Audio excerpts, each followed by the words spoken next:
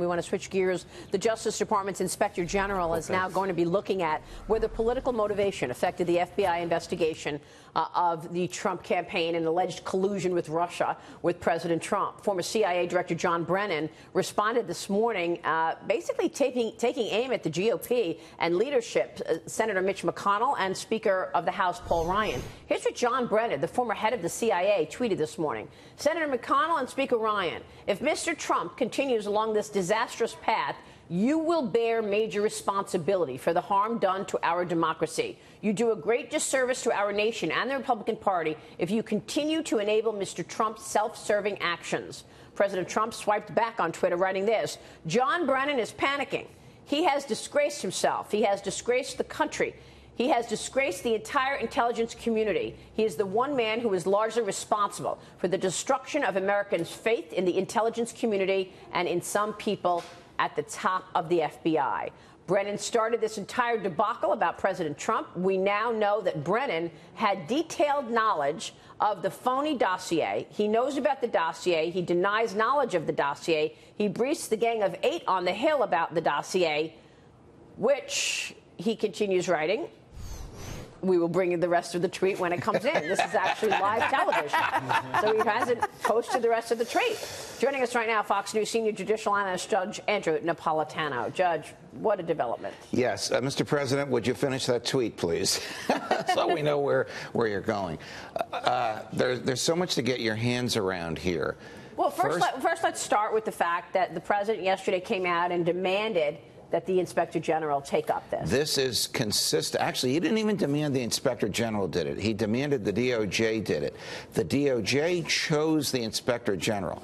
I don't know what's in the president's brain, but from reading what he wrote yesterday, I thought he was saying start a criminal investigation. The Inspector General investigates for a violation of Department of Justice regulations, not for crimes. If he comes across evidence of crimes, he has to refer it to the criminal side.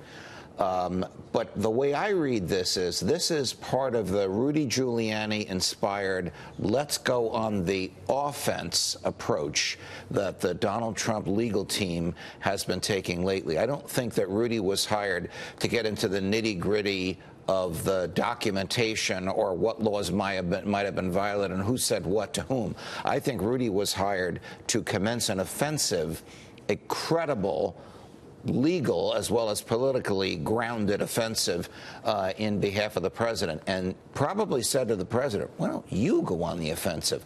Why don't you have somebody investigate the origins of this investigation against you? Well, and when you think about it, this is unprecedented. Is doing that. Chairman Devin Nunes from the Intel Committee is in fact investigating how the investigation of Donald Trump began. Yes. And we know that Devin Nunes told us that there was actually no intelligence used to launch an investigation of collusion between Donald Trump and the Russian government, Steve. Yeah, and this crosses that red line that he talked about, doesn't it, Judge? I mean, yes, it does. And I respect Devin Nunes a lot, but he does not have the tools available to him that the DOJ does, namely the power to indict, the power to threaten somebody with criminal prosecution if they don't come forward with what you want. So what's the next credible step?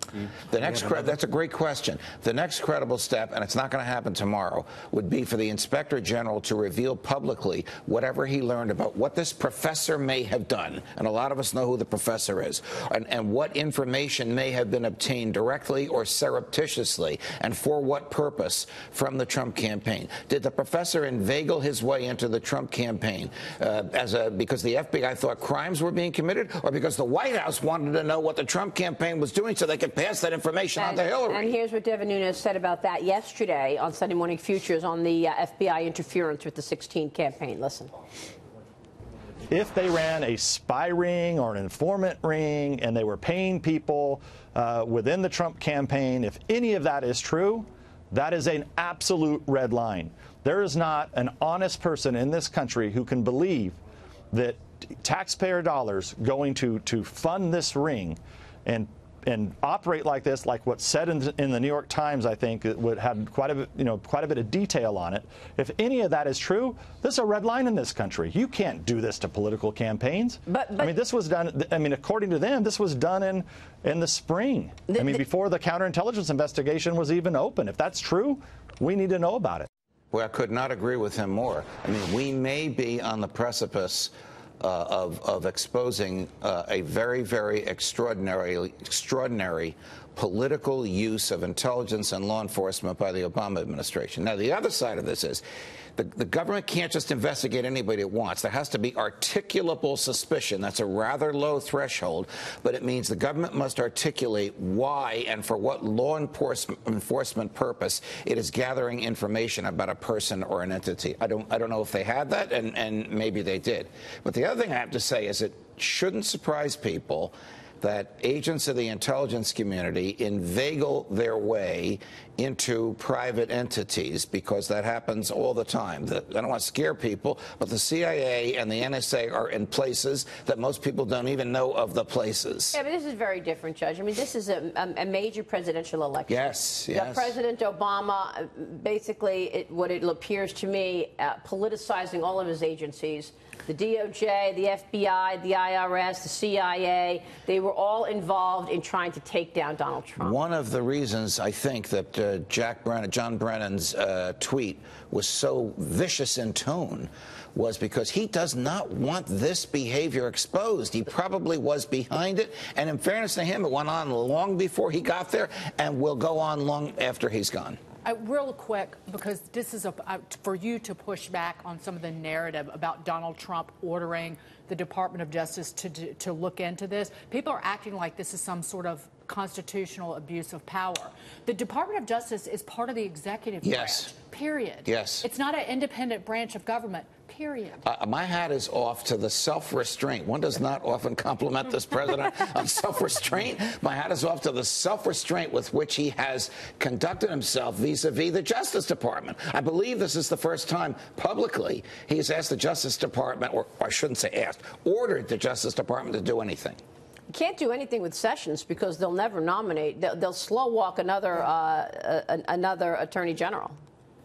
If Jeff Sessions were not to be the Attorney General, the acting Attorney General would be Rod Rosenstein. Yeah, I don't know that he'd get confirmed either. Well, he's the one who, agreed on the FISA warrant. Yes. He signed off on the last FISA warrant. So some people feel he's conflicted in the whole thing as well. I am sorry that this kind of a clash is going on between the president and the Justice Department. The best Justice Department we had in the modern era, the president and the Attorney General were brothers. They obviously spoke about all the stuff all the time, and they got the job done. Judge, thank you so much. You're welcome. Andrew Napolitano there.